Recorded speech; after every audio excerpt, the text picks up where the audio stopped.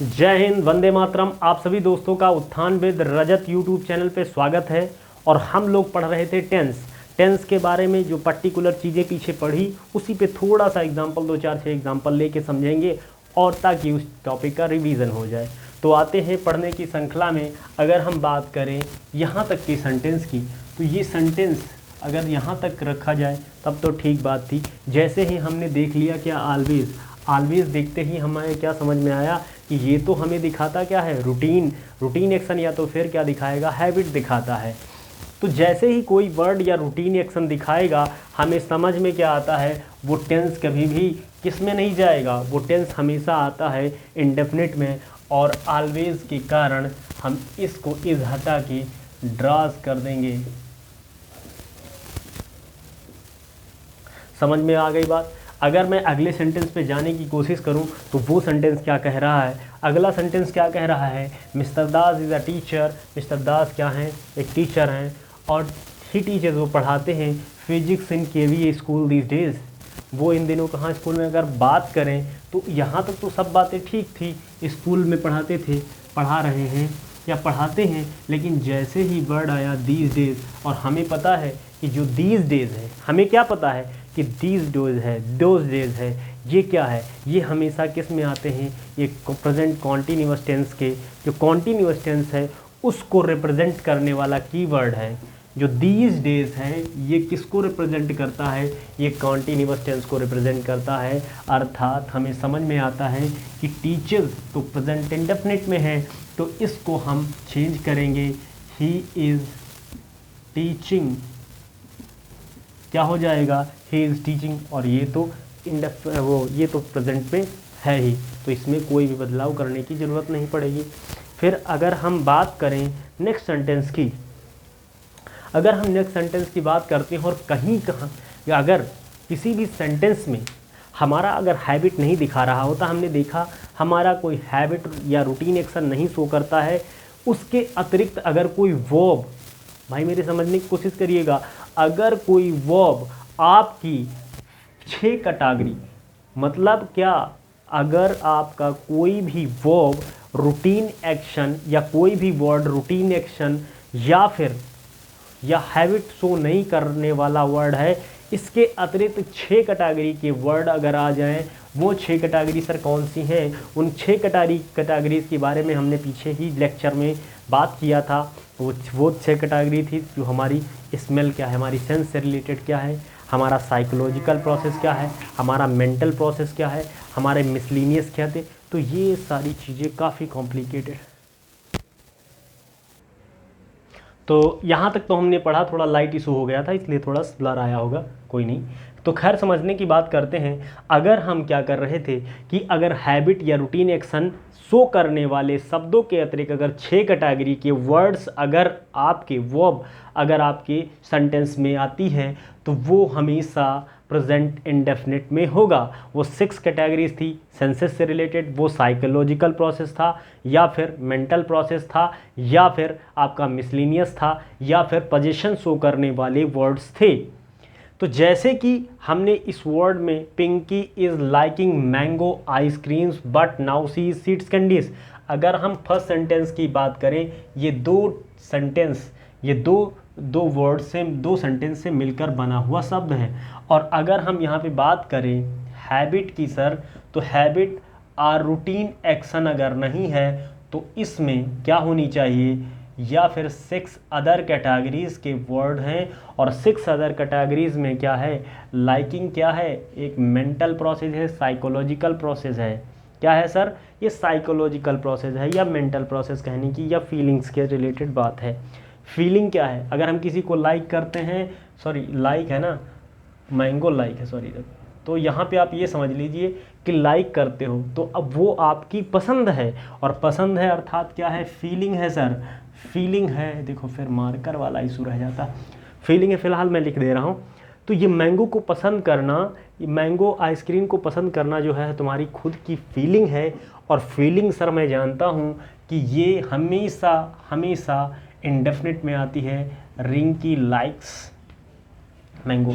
But now अब मैं आगे बढ़ने की कोशिश करूँगा और अगले सेंटेंस के पार्ट में देखता क्या हूँ, नाउ। सर जैसे ही मैं नाउ देखता हूँ, ये दिखाने की कोशिश क्या करता है, ये दिखाने की कोशिश करता है, नाउ मतलब अभी, और अभी मतलब ये लाइव एक्शन को दिखाने की कोशिश करेगा। सर जैसे ही लाइव एक्शन दिखाने की कोशिश करता है, हमें समझ में क्या आता है कि लाइव एक्शन जो है वो हमारा प्रेजेंट कॉन्टिन्यूअस में जाएगा, और तुरंत हमें समझ में सेंटेंस आता है कि ये यहाँ पे तो इंडेफिनिट बना के रखा है। तो she is sitting candies, she is sitting candies. बात आपको, मुझे पूरी उम्मीद है, समझ में आ रही होगी। तो इसी तरह मैं आगे बढ़ता जाऊंगा, 6-7 एग्जाम्पल लूंगा ताकि आपकी जो पीछे चीज़ें, जो रूल्स पढ़े हैं, कुछ एग्जाम्पल्स हमने वहाँ पे देखे और फिर यहाँ पे और प्रैक्टिकल कर रहा हूँ। साथ साथ में चीज़ों को देखते रहिएगा, जो भी चीज़ें समझ नहीं आई या कमेंट बॉक्स में कमेंट कर दीजिएगा। फिर अगर मैं आगे से अगले सेंटेंस को पढ़ने की कोशिश करूं तो Keshav and Priya are having daughter, she learns German now. Sir यहाँ पे देखने की कोशिश करिएगा, जर्मन लिखा है, यहाँ पे हो सकता है लाइटनिंग इशू दे रहा होगा, ठीक। तो जर्मन यहाँ पे क्या दे रखा है, जर्मन। तो हमें समझ में क्या आया, Keshav and Priya are the having. इस सेंटेंस में हमें समझ में आया कि केशव प्रिया का कुछ रिलेशन शो हो रहा है। तो हमारे दिमाग में तुरंत एक चीज़ हिट करके गई कि हमने जब वहाँ पे क्या देखा था, हैव क्या शो करेगा, हैव 3 चीज़ें सर शो करेगा। पहला तो आपका हैव शो करेगा रिलेशन, सर क्या शो करेगा, रिलेशन। और दूसरा आपका हेल्थ, और तीसरा अगर मैं बात करूं सर तो पोजीशन।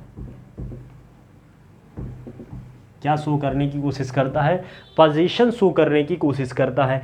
उसी प्रकार तो यहाँ पे आपका आर हैविंग ना होके पोजीशन या यल यहाँ पे शो क्या कर रहा है, ए डॉटर, रिलेशन शो कर रहा है। और वैसे ही समझ में आ गया, रिलेशन शो करता है तो ये क्या हो जाएगा, हैव अ डॉटर। आगे मैं बात करूं, सी लर्न्स नाउ, और तुरंत दिमाग में स्ट्राइक की, क्या स्ट्राइक किया कि नाउ। नाउ क्या शो किया, नाउ ये जो है लाइव एक्शन शो करने की कोशिश करेगा। और जैसे ही नाउ लाइव एक्शन शो करता है वैसे क्या होगा, हमें समझ में आता है ये इंडेफिनिट ना होके ये कॉन्टिन्यूअस में चेंज हो जाएगा। और सी लर्निंग, बहुत अच्छे तरीके से समझ में आ गया होगा सेंटेंस, मुझे पूरी उम्मीद है। अगर मैं अगले सेंटेंस पे चलने की कोशिश करूं तो वहाँ पे क्या दिखा रहा है, हमने पढ़ा था कि साइंटिफिक रीजन, क्या दिखाया था कि साइंटिफिक रीजन। और साइंटिफिक रीजन ये किसके अंतर्गत आता था, ये आता था यूनिवर्सल ट्रूथ के अंतर्गत। किसके अंतर्गत, यूनिवर्सल ट्रूथ के अंतर्गत। The sun is producing heat, ये क्या है, ये एक यूनिवर्सल फैक्ट है। और यूनिवर्सल फैक्ट के भी अंतर्गत क्या चीज़ है, यूनिवर्सल फैक्ट के अंतर्गत चीज़ तो है क्या, ये है एक साइंटिफिक टेम्परामेंट, साइंटिफिक चीज़ है। ये क्या है, साइंटिफिक चीज़ है, साइंटिफिक चीज़ है, साइंटिफिक फैक्ट है, और ये यूनिवर्सल फैक्ट के अंतर्गत आता है। तो हम जानते हैं कि हम खूब पढ़ते हैं, या इंटर या जो भी एकेडमिक क्लासेस में हमने पढ़ा है स्कूल कॉलेजेस में, कि अगर डायरेक्ट इनडायरेक्ट बना रहे होते हैं तो वहाँ पर सेंटेंस, तो अर्थ घूम रही है, पृथ्वी घूम रही है सूर्य के चारों तरफ, तो क्या है साइंटिफिक रीजन, इसलिए वहाँ पे कोई भी टेंस में परिवर्तन नहीं किया जाता है और प्रेजेंट इंडेफिनिट में ही टेंस रखा जाता है। वही यहाँ पे हम लॉजिक के साथ चीज़ों को आ रहे हैं, क्योंकि वहाँ पे तो हमने चीज़ें याद कर ली, लेकिन अब यहाँ पे जो फैक्ट, जो डेटा, जो याद, जो भी चीज़ें हम पीछे पढ़े हैं उनका प्रूफ क्या है, उनके साथ जो प्रूफमेंट उसका है वो यहाँ पे हो रहा है। तो समझने की कोशिश करेंगे, the sun is producing heat, heat जो है सन प्रोड्यूस कर रहा है, मतलब क्या, ये साइंटिफिक रीज़न है। और इसलिए जाना किस में चाहिए, sun produces heat which was only the source of energy to us, वो केवल क्या है, सोर्स है एनर्जी का। तो ये चीज़ तो यहाँ तक हमारे समझ में आ गई, आनी चाहिए नहीं आनी चाहिए। फिर आगे मैं बात करूँगा अगले सेंटेंस की, तो सही है ना, हाँ ये देखो इसमें एक चीज़ तो देखी नहीं। अब जब ये सेंटेंस पूरा बात कर रहा है मतलब प्रेजेंट की, तो वाज तो होना ही नहीं चाहिए, is the only source of energy to us, हमारे लिए केवल एक एनर्जी का सोर्स है। बहुत अच्छी बात है, बहुत प्यार से बात को समझने की कोशिश करेंगे और आगे हम बढ़ने की कोशिश करते हैं कि love is making us happy. प्यार क्या है? फीलिंग नहीं है, ये प्यार जो है बनाता है, प्यार मेक्स अस है कि प्यार हमें जो प्यार जो है, प्रेम जो है हमें क्या करता है? महसूस कराता है, खुशी महसूस कराता है। ये साइकोलॉजिकल प्रभाव है। अगर आप किसी को प्यार दोगे खुशी महसूस होगी, ये साइकोलॉजिकल है। तो ये साइकोलॉजिकल इफ़ेक्ट है। और हम जानते हैं कि साइकोलॉजिकल चीज़ें जो होती हैं, वो साइकोलॉजिकल प्रभाव जो होते हैं वो सारे के सारे होते हैं किस में? इंडेफिनिट में। इसलिए हम इज़ मेकिंग ना करके लव मेक्स हैप्पी तो समझ में आ गई होगी। और इसी प्रकार अगर हम अगले की देखने की कोशिश करें तो it is giving us the power of attachment. ये जो है हमें शक्ति देता है, अटैचमेंट की, जुड़ने की शक्ति देता है। तो हम ये भी जानते हैं कि प्यार ही तो है, ये क्या है? ये भी एक साइकोलॉजिकल इफ़ेक्ट है। और इसलिए क्या है? साइकोलॉजिकल इफ़ेक्ट है और इसलिए ये भी इंडेफिनिट में जाएगा। इट गिव्स, ठीक, सॉरी यहाँ पे मिक्स कर लीजिए। फिर आप फटाक से इन चीज़ों को एनालिसिस करिए। समझ में आया हो तो अच्छी बात है, और नहीं समझ में आया हो तो जो भी पॉइंट रहे कमेंट बॉक्स में छोड़ दीजिए, मैं उसको फिर से देख लिया करूँगा। तो फटाफट इसको आप नोट डाउन करते चलिए। ये सिर्फ एग्जांपल नहीं है, प्रीवियस ईयर जितना पूछा गया है और उसी पे हिट कराया गया आपका रूल। समझ में आया? उसी पे हिट कराएगा आपका रूल। मैं बिट डाल दूँ और सीधे से आपको नीचे से आप लिखते रहिए, मैं ऊपर से 2-3 एग्जाम्पल और आपको लिखा दे रहा हूँ।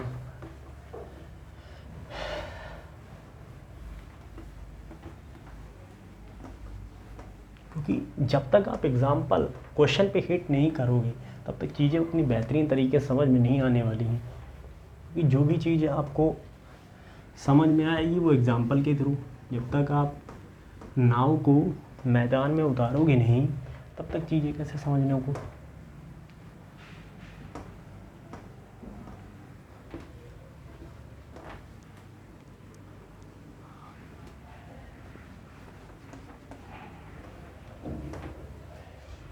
ठीक, 7 नंबर।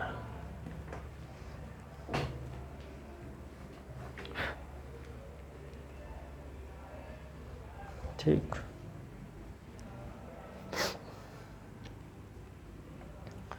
चलो आइए फिर। The government thinks the lockdown the government thinks that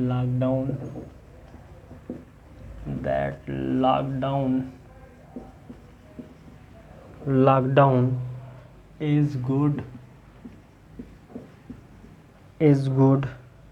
to avoid pandemic,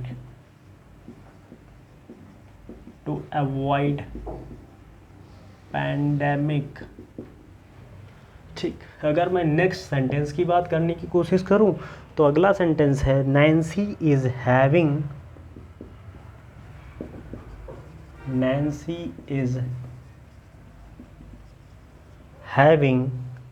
a headache, therefore she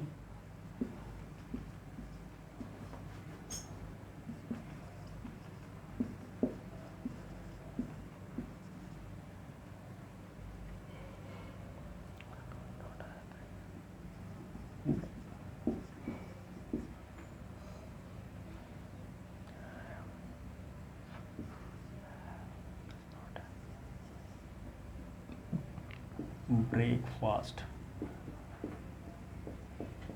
चमक वाले स्थान पे ब्रेकफास्ट लिखा, मैं बोल दूंगा लास्ट में, ब्रेकफास्ट एट दिस टाइम। ठीक है, मैं समझूंगा इसको बहुत बेहतरीन तरीके से और आपको बताऊंगा कि इसमें क्या डिटेलिंग है। ठीक, तो अगर मैं पहले सेंटेंस की बात करूं, मैंने बताया था कि अगर आप सोच रहे हो कि खाना खाने के बारे में, तो ये सोचना क्या है, ये सोचना भी क्या कोई सोचना है, ये तो सिंपल सोचना है। अगर आप चलने के बारे में सोच रहे हो तो क्या ये कोई सोचना है, ये सिंपल सोचना है। अगर मैं बात करूं कि government thinks that lockdown is a good and to avoid the pandemic, लेकिन यहाँ पे जो सोचना है वो क्या है, एक स्पेसिफिक, एक इसका एक जो है परिणाम निकल रहा है, इसके पीछे एक मतलब कोई चीज़ छुपी है।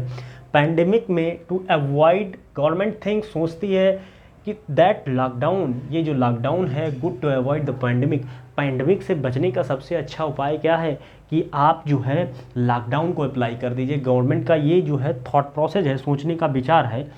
तो ये क्या है, एक स्पेशल सोचना है।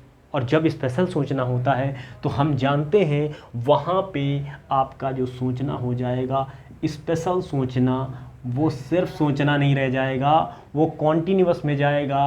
Is thinking that lockdown is a good to avoid the pandemic, that is nice word. Nancy is having a headache and therefore she does not have the breakfast at this time। मतलब आपको बात समझ में क्या आई कि अगर मैंने बताया था कि अगर हैव की बात की जाए, सर हैव की बात करते ही आपके दिमाग में स्ट्राइक करनी चाहिए तीन चीज़ें, फिर से रिपीट करिए और आप साथ में मेरे बोलिए। हैव शो करेगा रिलेशन, हैव शो करेगा पोजीशन, हैव शो करेगा हेल्थ। अगर हेल्थ से रिलेटेड बात आएगी सर तो वो जाएगा काहे में, आपका जाएगा हैव के साथ। हैव अगर शो करेगा सर, अगर हैव का यूज़ मैं करने की कोशिश करूं तो वो शो करता है रिलेशन। हमने बताया था, बहुत अच्छे से समझाया था शिकारी लोगों को। अगर मैं बात करूं पोजीशन तो पोजीशन भी शो करता है।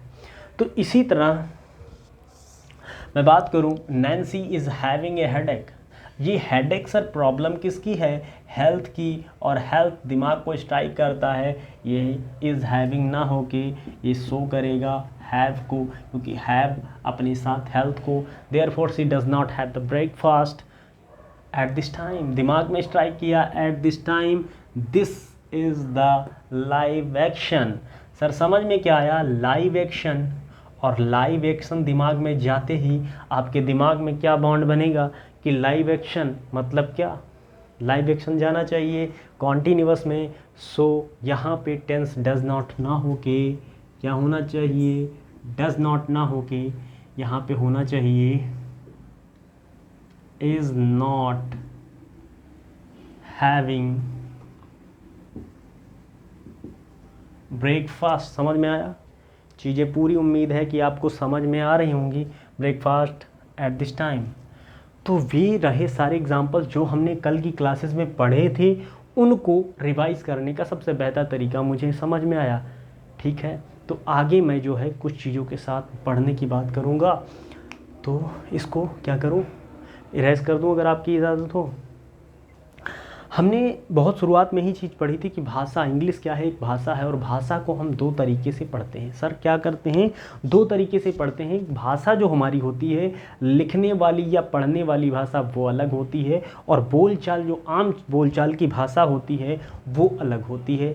सर ये क्या कह रहे हो, नहीं बाबू, कहने का मतलब ये है कि अगर आप बोलचाल की भाषा में इनफॉर्मल यूज़ करते हो, लेकिन जो फॉर्मल लैंग्वेज होती है, पढ़ने या लिखने वाली जो भाषा होती है, वो हमेशा फॉर्मल लैंग्वेज होती है। क्योंकि सर जो फॉर्मल लैंग्वेज होती है उसमें सबसे ख़ास बात क्या होती है, फॉर्मल लैंग्वेज एक होती है, पहली बात होती है फॉर्मल लैंग्वेज, दूसरी बात होती है informal language. Formal language sir लिखी जाती है, इनफॉर्मल लैंग्वेज बातचीत की जाती है। फॉर्मल लैंग्वेज का एक कंप्लीट मीनिंग होता है। सर क्या होता है, कंप्लीट मीनिंग होता है। इनफॉर्मल लेवल मैं तो सॉरी इनफॉर्मल जो लैंग्वेज होती है उसका इनकम्प्लीट मीनिंग, वर्ड का, फ्रेज का इनकम्प्लीट मीनिंग होता है। सर यहाँ तक तो बात समझ में आई, लेकिन हमें एक चीज़ और समझ में आई कि जो फॉर्मल लैंग्वेज होती है, हमने अगर कहने की कोशिश की कि क्या हमने अगर इसको आप लिखते भी रहिए तक, इसीलिए मैंने बोल रहा हूँ, फिर अभी आपको नोट डाउन कराऊंगा। अगर मैं बोलूँ कि सर जो है फॉर्मल लैंग्वेज की बात की जाए, तो फॉर्मल लैंग्वेज जो है हमने अगर कुछ बात कही है तो उसका एक स्पेसिफिक मीनिंग है। फिर मैं बात कह रहा हूँ, बात जो बोल रहा हूँ समझिएगा कि जो मैं कह रहा हूँ उसका एक स्पेसिफिक मतलब है, लेकिन इनफॉर्मल लैंग्वेज में आप जो भी कह रहे हो उन सब का एम्बिगुअस मतलब है। जो आप कमेंटबाजी कर देते हो तो कहते हो, अगर कोई आदमी पलट के जवाब आपसे पूछ ले तो वो आप इनफॉर्मल में बोल देते हो, इसलिए आप बच जाते हो, क्योंकि उसका मतलब दो होते हैं, दो अर्थी बात कह देते हो। अर्थात इनफॉर्मल लैंग्वेज क्या होती है, इनफॉर्मल लैंग्वेज में चीज़ें स्पष्ट नहीं होती हैं। तो अगर आप जैसे आप इंडिकेशन करते हो, अभी मैं आगे एग्जाम्पल भी लूँगा, तो समझ में आया कि इनफॉर्मल और फॉर्मल चीज़ें क्या होती हैं। अगर मैं इसी को और आगे बढ़ाने की बात करूं तो इसका अप्रोच जो होता है, टेम्परामेंट, जो इसका ओरिएंटेशन होता है, ये ग्रामर बेस्ड होता है। किसका सर? अब बता दिए किसका? फॉर्मल लैंग्वेज का। ये ग्रामर बेस्ड होती है, लेकिन उसमें ग्रामर को यूज़ नहीं किया जाता। किस में? इनफॉर्मल लैंग्वेज में। समझ में बात आई होगी मुझे पूरी उम्मीद है। अगर मैं, चलो अच्छा मैं बहुत कुछ बोल दिया हूँ, अब लिखना भी ज़रूरी थोड़ा सा, क्योंकि लिखेंगे नहीं तो आप सिर्फ ये लगेगा कथा बाँच रहे हैं और उसके बाद और स्पीड भी ज़्यादा हो जा रही है। तो मैं लिख ही देता हूँ और फिर ही आपको चीज़ें उतनी समझ में आने वाली हैं। सर आप बहुत प्यारे बच्चे हैं, अगर आप इस चीज़ों को समझ के चलिएगा ना, एक एक लेक्चर को आप विधिवत प्रॉपर नोट्स बना के चलेंगे, मैं डैम श्योरिटी के साथ बोल रहा हूँ ना, आप चाहे जितना भी पे करके आए होंगे कहीं से भी, मुझे पूरी उम्मीद है कि मैं पूरी ताकत और जान झोंक दूंगा इसको समझाने में, ठीक है, और best free of cost content आपको देने की कोशिश करूँगा। अभी धीरे धीरे जैसे ही प्रोग्राम अपना आगे बढ़ता जाएगा, कारवा आगे बढ़ता जाएगा पढ़ने पढ़ाने का, वैसे ही हम लोग इसमें नई चीज़ें ऐड करते रहेंगे। तो सर समझ में अगर आती है तो लैंग्वेज, अगर मैं बात करूं सर इंग्लिश की, सर मैं बात अगर इंग्लिश की करता हूं तो इंग्लिश है क्या? इंग्लिश एक भाषा है सर। क्या है? भाषा है। और भाषा की बात करें, भाषा है, मार्कर बढ़िया नहीं चल रहा हो तो चेक कर लेते हैं ताकि इंक फिर से डाल ली जाए। सही चल रहा है, कोई दिक्कत नहीं, थोड़ा सा इंक भर ही ली जाती है। तो हमने क्या जाना कि जो हमारी लैंग्वेज है वो लैंग्वेज क्या है, दो पार्ट्स हैं। पहली बात अगर हम करेंगे तो फॉर्मल की, हमने जाना भी अच्छे तरीके से।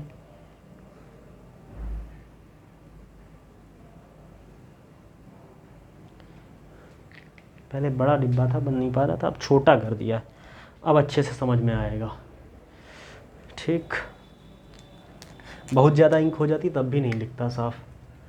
ठीक, तो अब अगर हम बात करेंगे तो यहाँ पे दो टुकड़ों में विभाजित करने की कोशिश करेंगे। पहला तो सर फॉर्मल लैंग्वेज और दूसरा इनफॉर्मल लैंग्वेज।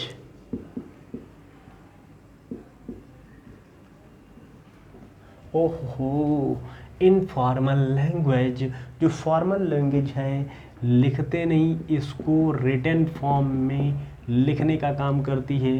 ये हमारी बोलचाल स्पोकन में काम करेगी सर। किस में? स्पोकन के लिए यूज़ होता है। Informal language used in informal स्पोकिंग, sorry. और जो आपका ये कंप्लीट मीनिंग देता है, ये कंप्लीट मीनिंग देता है, और ये सर इनकम्प्लीट मीनिंग देता है। अगर मैं आगे बात करने की कोशिश करूं तो ये सर क्या है, ठीक ठीक, इसका हमेशा लिख लीजिए, इसका हमेशा स्पेसिफिक मीनिंग होता है और इसका मीनिंग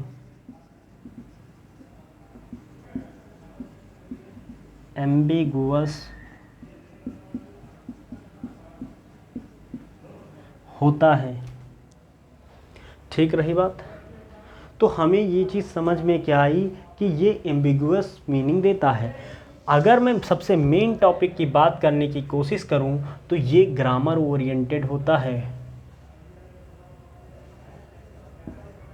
ये ग्रामर ओरिएंटेड होता है और सर ये जो है ये आपका ग्रामर ओरिएंटेड नहीं होता।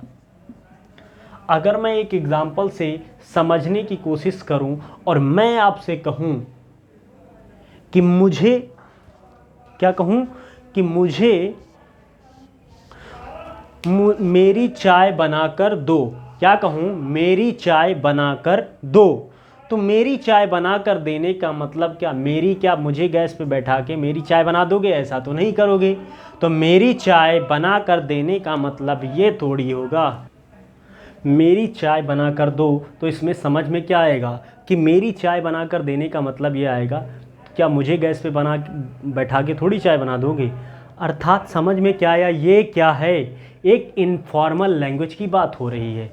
अगर मैं बात करूं इसका फॉर्मल लैंग्वेज क्या होना चाहिए कि मुझे एक कप चाय बना कर दो, ये फॉर्मल लैंग्वेज हो गई। अगर मैं, ध्यान से सुनिएगा,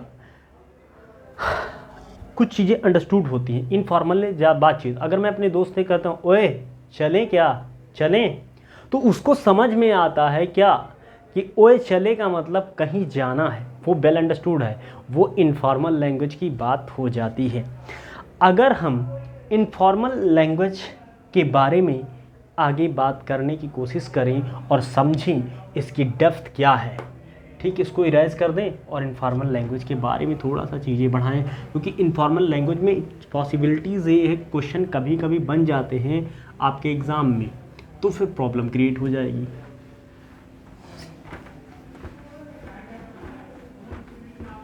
informal language, informal language, informal language, जब इनफॉर्मल कैटेगरीज की बात करेंगे, इनफॉर्मल कैटेगरी के बारे में बात करेंगे, इनफॉर्मल कैटेगरी, तो एक स्पेशल केस उसके अंतर्गत क्या आएगा कि इनफॉर्मल जो कैटेगरी है, इनफॉर्मल कैटेगरी में एक चीज़ क्या आती है हमारी, इनफॉर्मल कैटेगरी में एक चीज़ क्या आएगी कि अगर हम कमेंट्री की बात करें तो जितनी की सारी कमेंट्री की बातें आएंगी, कमेंट्री है ना। अगर हम बात करें कमेंट्री की, चाहे वो स्पोर्ट्स की हो और चाहे वो हमारे फंक्शन की हो, वो सारी की सारी अगर बात की जाएगी तो वो प्रेजेंट इंडेफिनिट में बात की जाएगी। वो किस में बात की जानी चाहिए, प्रेजेंट इंडेफिनिट में बात करते हैं, चाहे वो स्पोर्ट्स की हो और चाहे वो फंक्शन की हो।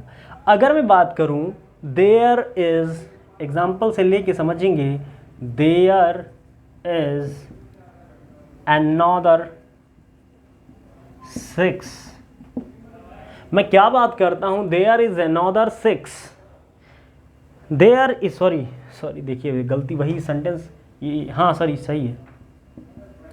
तो आपको यहाँ पे क्या करना है कि हमने बात की कमेंट्री की, और वो कमेंट्री किस में होनी चाहिए, वो कमेंट्री इज गोइंग, चलो सही कर लो इसको, इज गोइंग another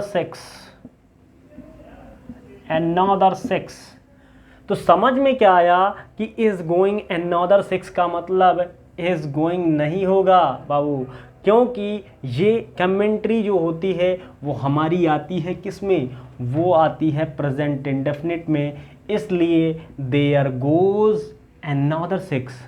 अब कहेंगे कि सर हम तो जो भी काम कर रहे हैं, या उस समय हमने अगर बैट को चलाना हुआ, बैट से बॉल को जो मारने का प्रोसेस है वो धीरे धीरे बैट से आपने बॉल को मारा, वो कंटिन्यूअस एक्शन शो किया, ठीक बात। अगर मैंने बॉल को हिट किया और बॉल जो बाउंड्री तक जा रही है वो भी अपना धीरे धीरे धीरे धीरे तक बाउंड्री पहुंच रही है, अर्थात वो भी जो एक्शन हुआ वो कंटिन्यूअस में हुआ।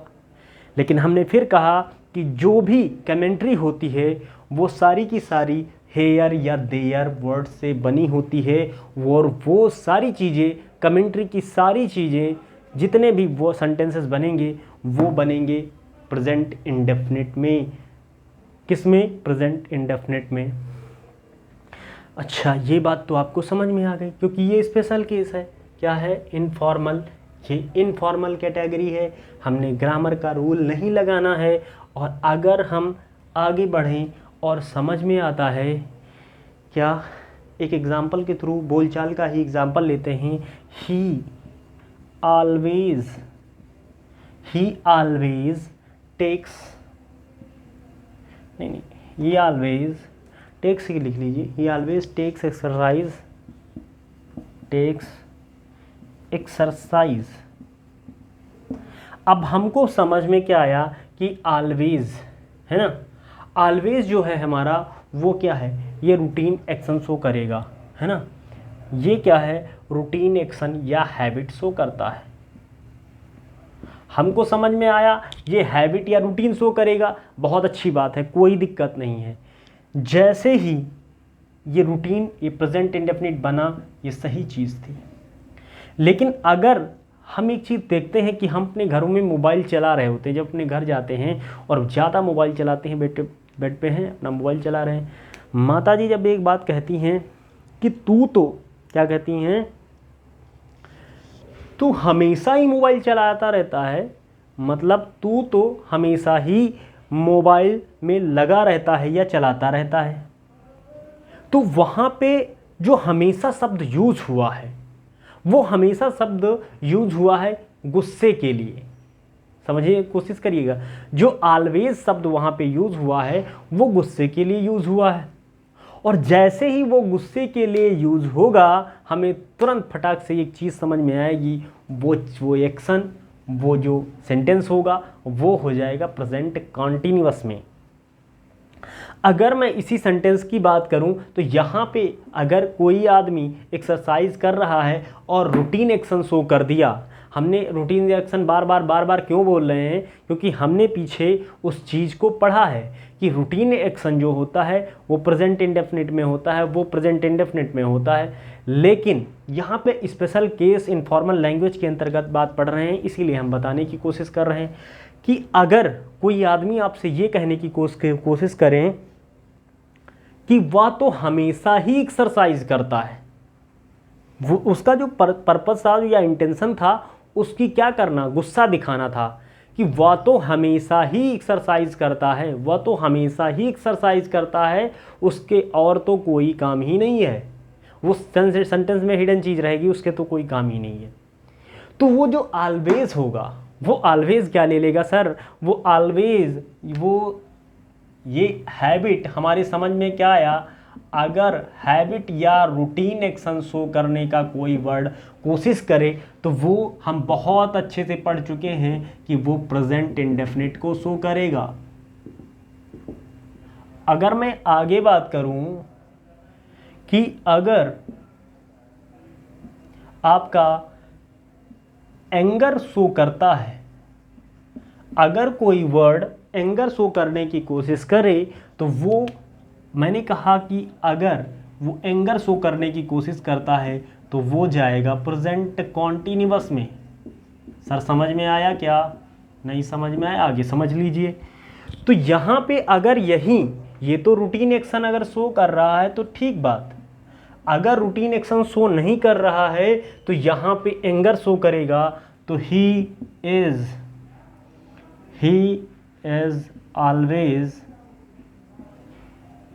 always taking exercise। समझ में क्या आया कि ये तो यहाँ पे शो कर रहा है, क्या, एंगर को शो कर रहा है, तब ये चीज़ यहाँ पे सही हो जाएगी। हमें पूरी उम्मीद है कि आपको बहुत बेहतरीन तरीके से समझ में आ रहा होगा और ये चीज़ जो है बिल्कुल डेप्थ मलाई चीज़ है, मक्खन चीज़ है, जो आप यहाँ पे चीज़ समझने की कोशिश कर रहे हो। आप किसी भी बहुत जगह आप चीज़ें देखेंगे, किसी भी जगह नहीं कह रहा हूँ, लेकिन बहुत सारी जगह चीज़ें आपको नहीं इतनी डेप्थ में मिलेंगी। तो एक बार पढ़िए पूरा कंप्लीट फिनिश, फिर उसके बाद खूब ढेर सारे क्वेश्चन लगाएंगे, तब फटाफट आपको समझ में आएगा कि ये चीज़ कहाँ से आई।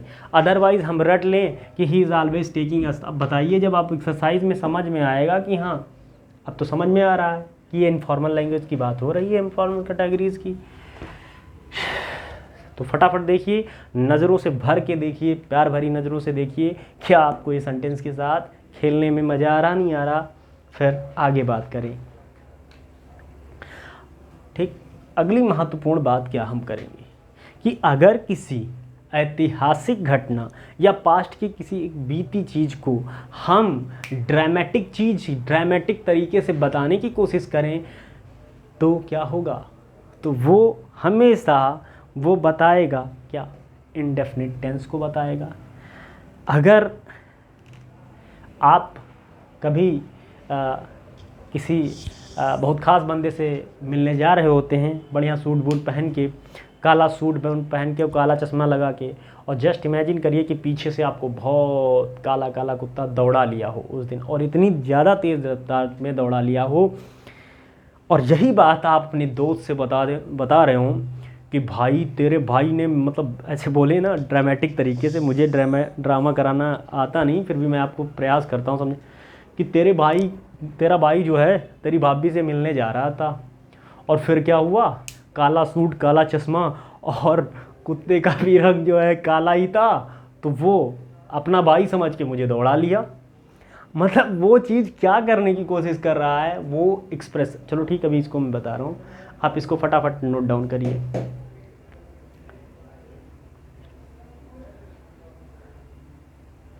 ठीक, नोट कर लिया होगा, पूरी उम्मीद है। मैं इरेज कर दे रहा हूँ थोड़ा सा, take your time and I will continue.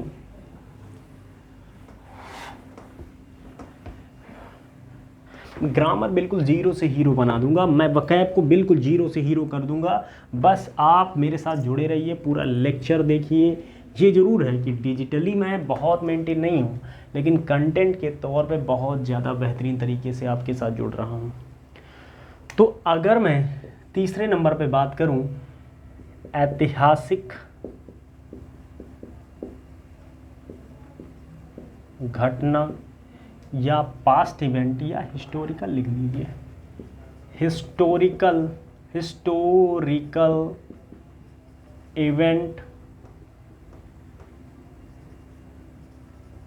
Event are past, हाँ, पास्ट की कोई भी बात को पास्ट इवेंट भी कह सकते हो। ठीक, तो पास्ट के किसी इवेंट को किस में, ड्रामेटिक वे में अगर बताने की कोशिश करते हो, तो वो सारी की सारी चीज़ें जानने की कोशिश करेंगे प्रेजेंट इंडेफिनिट टेंस। ये सारी की सारी चीज़ें मिक्स कंबाइन बनाएगा प्रेजेंट इंडेफिनिट टेंस में।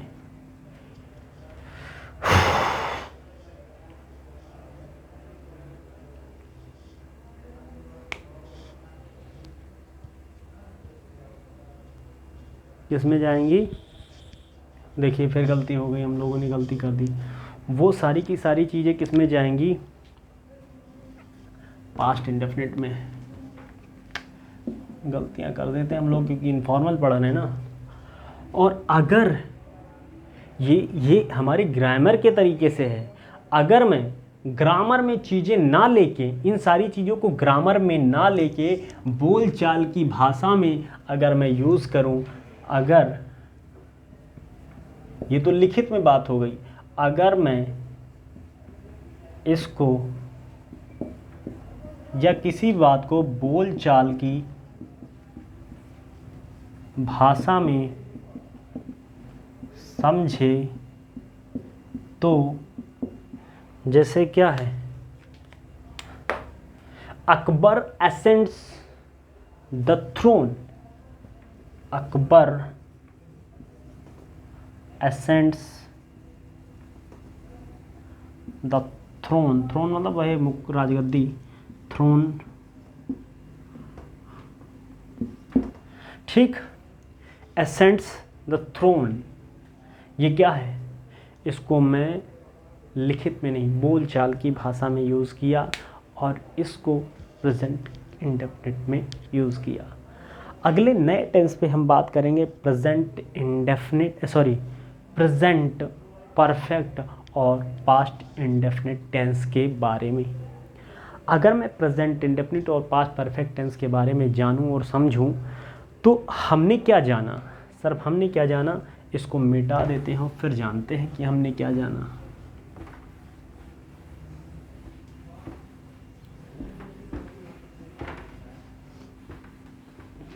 जैसे ही लगेगा कि एनर्जी बिल्कुल डाउन, वहीं पे लेक्चर फिनिश। हालांकि पूरा प्रयास करूंगा कि आपको जितना कोर चीज़ें हैं सारी पढ़ा दूं, तभी मैं चैन की सांस लूँगा। लेक्चर तो बहुत लंबा रह जाता है। क्या है? प्रेजेंट परफेक्ट वर्सेस पास्ट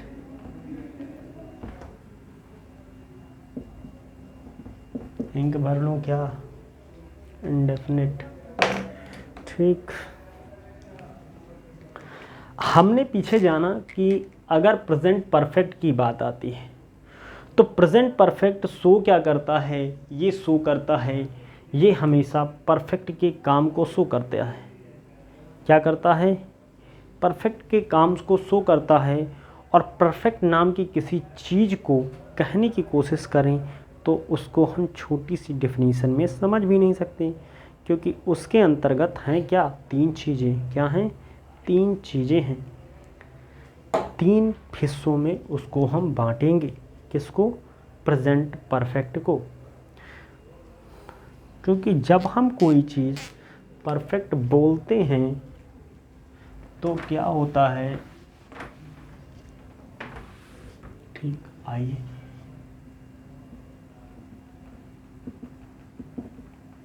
ठीक, ये रही बात।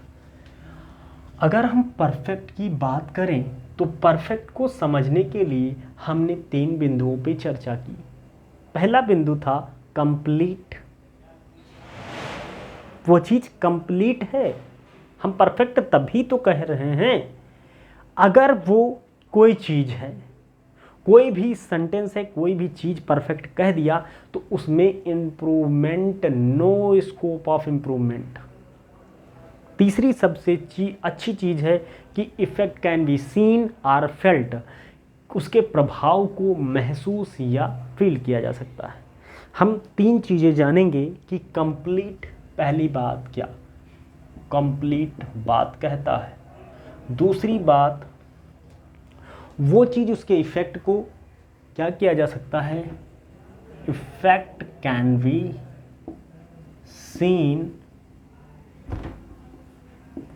सीन और फेल्ट। थर्ड क्या है? No scope of improvement.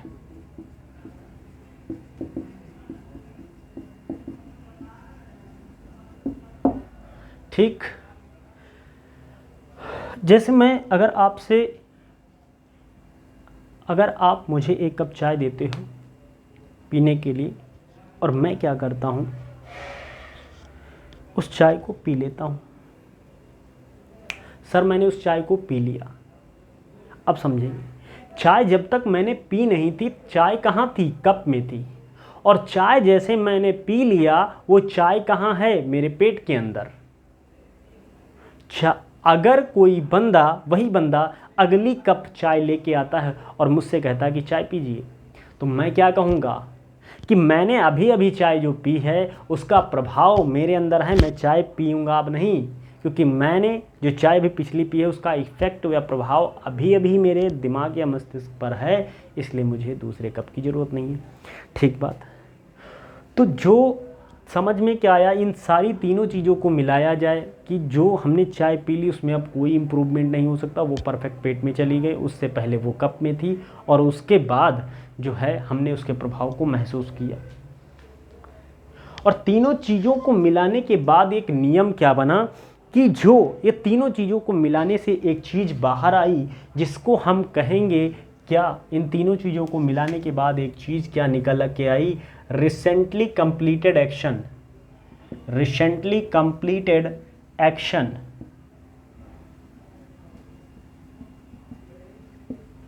बहुत खूब। रिसेंटली कंप्लीटेड एक्शन वो एक्शन होता है जो अभी अभी समाप्त हुआ होता है, वो अपने आप में कंप्लीट होता है, यानी कि एक ऐसा एक्शन जो अभी अभी तैयार हुआ है, इससे पहले वो कंप्लीट नहीं था, वो अभी कंप्लीट हुआ है, उसका प्रभाव अभी भी महसूस किया जा सकता है, उसमें कोई भी इम्प्रूवमेंट नहीं किया जा सकता है।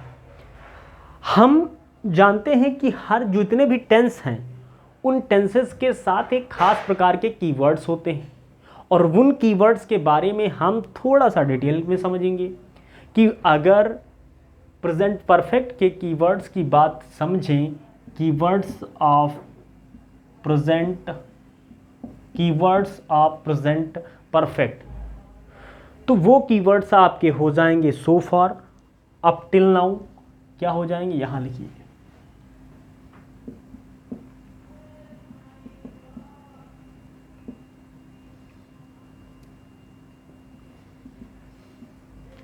अप टिल नाउ, ठीक, और so far, up till now, ठीक।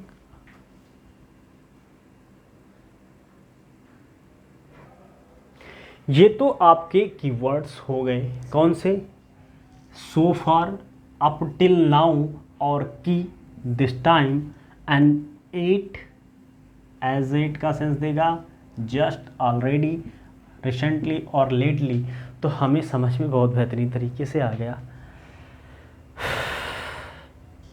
नोट डाउन करिए फटाक से की डाउन वर्ड और इनको समझिए।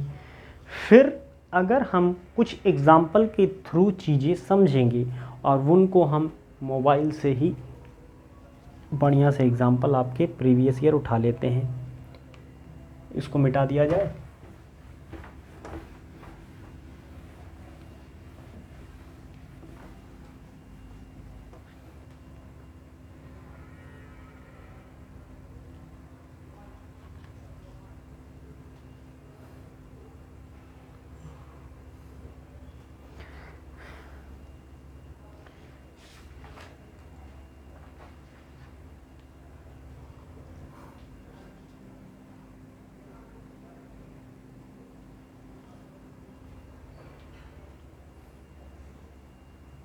नोट डाउन करिए फटाक से, तब तक हम जो है इसका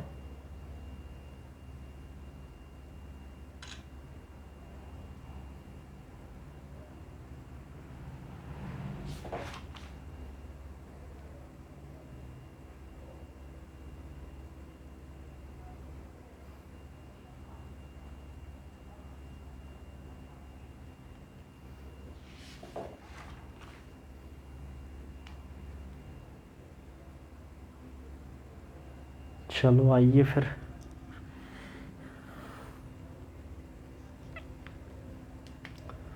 एग्जाम्पल नंबर है आपका फर्स्ट।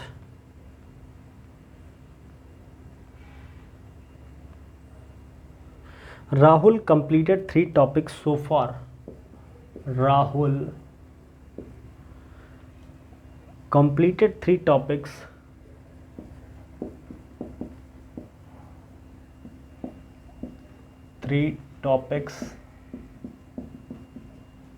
ठीक, कीवर्ड हटा दे ताकि थोड़ा सा कीवर्ड समझ में आ जाएगी चीज। सो फार, तो कहिए तो इसको साथ ही में समझाते चलिए, चलो साथ ही में समझाते चल रहे हैं। अगर मैं बात करूं राहुल कंप्लीटेड 3 टॉपिक्स सो फार, अगर मैं बात करूं तो यहाँ तक तो कोई बात ही नहीं पता चल रही है कि जो एक्शन है, क्योंकि स्पेस नहीं, साथ ही समझाते चलेंगे। राहुल कंप्लीटेड 3 टॉपिक्स सो फार, अगर मैं यहाँ तक राहुल ने कंप्लीट किया 3 टॉपिक्स को, ये तो बात पता नहीं चल रही है कि कब कंप्लीट किया, इसका कोई मेंशन नहीं है। लेकिन जैसे ही हमने देखा सो फार, ये सो फार क्या है, कीवर्ड है, और कीवर्ड सर किसका है, प्रेजेंट परफेक्ट का, प्रेजेंट परफेक्ट रिसेंटली एक्शन को, मतलब ये अभी अभी काम कंप्लीट हुआ है 3 टॉपिक्स को कंप्लीट करने का। और जैसे ही हम जान पाएंगे ये प्रेजेंट परफेक्ट में लिख देंगे, हैज़ का यूज़ हो जाएगा। इसी तरह अगर हम अगले सेंटेंस पे बढ़ने की कोशिश करें, सर अगला सेंटेंस क्या है,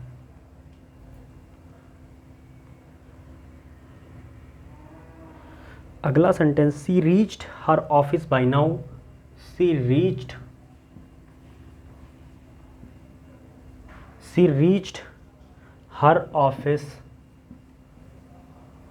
ऑफिस बाय नाउ।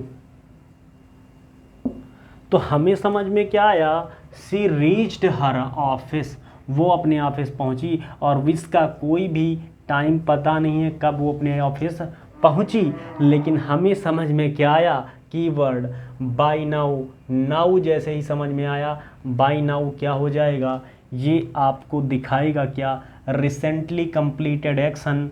और रिसेंटली कंप्लीटेड एक्शन मतलब रीच्ड ना हो कि हैज़ रीच्ड, क्योंकि सिंगुलर फॉर्म है तो हैज रीच्ड लग जाएगा और ये सेंटेंस सही। अगर मैं तीसरे सेंटेंस की बात करूं तो अगला सेंटेंस क्या है आपका,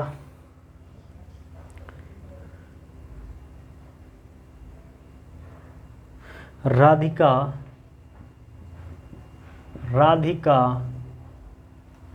woke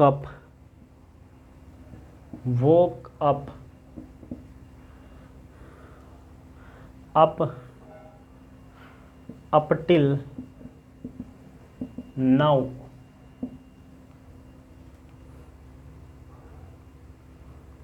क्या समझ में आया कि जो हमारा राधिका है वो अभी अभी, राधिका कब जगी इसके बारे में कोई भी बात समझ में नहीं आई। अगर हम यहाँ तक सेंटेंस देखें तो वो कब जगी इसके बारे में कोई बात समझ में नहीं आती, लेकिन समझ में तभी आएगी जब आगे अप टिल नाउ के बारे में पढ़ेंगे। और अप टिल नाउ क्या करता है ये दिखाने का लगेगा, रिसेंटली कंप्लीटेड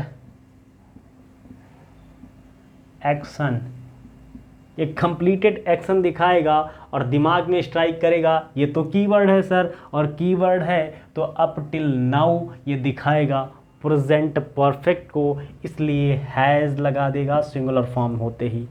आगे हम समझेंगे, अगला सेंटेंस है आपका, recently she saw a movie, recently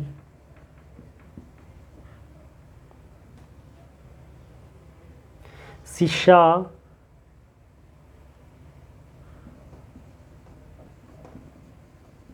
a movie, बहुत मस्त सेंटेंस है। अगर मैं रिसेंटली की बात छोड़ूं, इसके आगे की पढ़ने की कोशिश करूं तो सी सॉ ए मूवी, उसने क्या देखा, एक मूवी देखा, और वो मूवी कब देखा इसके बारे में कुछ भी हमें पता नहीं, कुछ भी टाइम। लेकिन जैसे हम जोड़ते हैं रिसेंटली हमें समझ में आता है अभी अभी एक्शन कंप्लीट हुआ है, इसलिए सी सॉ सीन, तो have she has seen a movie, और रिसेंटली, इसलिए रिसेंटली क्या करता है, या रिसेंटली कंप्लीटेड एक्शन को दिखाता है। और अगर मैं दूसरी एरर पे बात समझने की कोशिश करूं, दूसरी वाली, एक तो एरर ये हो गई यहाँ पे टेंस वाली, और दूसरी मैं एरर की बात करूं तो रिसेंटली जो है ये क्या करता है, ये सेंटेंस के अंत में आता है। और इसको हम समझेंगे थोड़ा सा डेप्थ में, इसके थोड़ा सा डेप्थ में हम समझने की कोशिश क्या करेंगे कि अगर मैं कीवर्ड्स पे आने की कोशिश करूं तो यहाँ से लगाकर ये सारे के सारे, यहाँ से लगा के ये सारे के सारे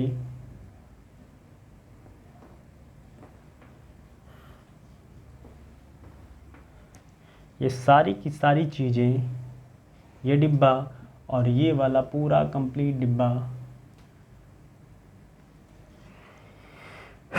ये क्या दिखाएगा, ये पहली बात जब भी आएगा सेंटेंस के एंड में आएगा, और दूसरी बात सबसे अहम बात, ये पॉजिटिव सेंटेंस को प्रेफर करता है। अगर मैं अगर इन दो वर्ड्स की बात करूं, ये आएगा तो आएगा कहाँ, सेंटेंस के एंड में। प्रेफर क्या करेगा, ये नेगेटिव सेंटेंस को प्रेफर करता है। क्या, एट। तो हमें समझ में क्या आया कि रिसेंटली वर्ड के अंत में इसलिए आएगा क्योंकि ये क्या है, ये एक की वर्ड है जो लास्ट में आना ही चाहिए। आगे हम क्या देखेंगे, और एनर्जी बिल्कुल ख़त्म है, इसलिए जल्दी से इसके सारे एग्जांपल्स कंप्लीट करके और मैं आगे बढ़ूँगा, क्योंकि कुछ क्या यार, हम भी थोड़ा अपना काम करते हैं, तो इसलिए थोड़ा सा गैप हो गया है। और गैप हो जाने के बाद एनर्जी 2-3 दिन कंटिन्यू होने के बाद एनर्जी बनती है, फिर तो काफ़ी लंबा लेक्चर हो जाएगा क्या। चलो मैं फटाक से इसको ख़त्म करता हूँ। अगर मैं अगले एग्जाम्पल की बात करूँ, Renu prepared the dish already, prepared the dish already। ठीक रही बात। अगर अगला ही सेंटेंस है, he did not pay the bill yet, he did not pay the bill yet।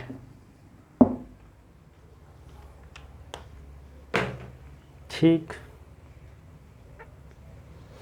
हाँ, तो यहाँ पे क्या है, prepared the dish already.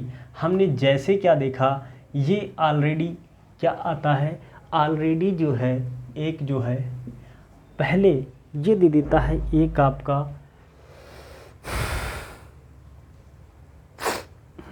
Already ही दिया ना,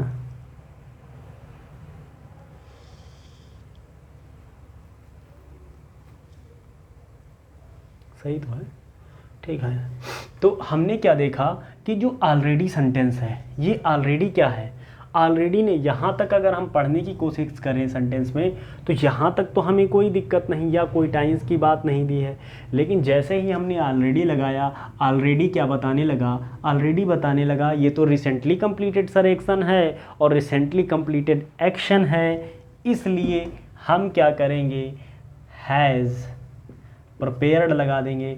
दूसरी बात हमने समझा था कि ऑलरेडी क्या है, फ्रीक्वेंसी वर्ड है, और फ्रीक्वेंसी वर्ड को हम वो जस्ट वर्ब से पहले लगाते हैं, क्योंकि ये 2 एरर लेके बैठा था, एक तो टेंस की एरर और दूसरा सर किसकी एरर लेके बैठा था, अरेंजमेंट की एरर लेके बैठा था, और दोनों को उड़ा दिया हमने।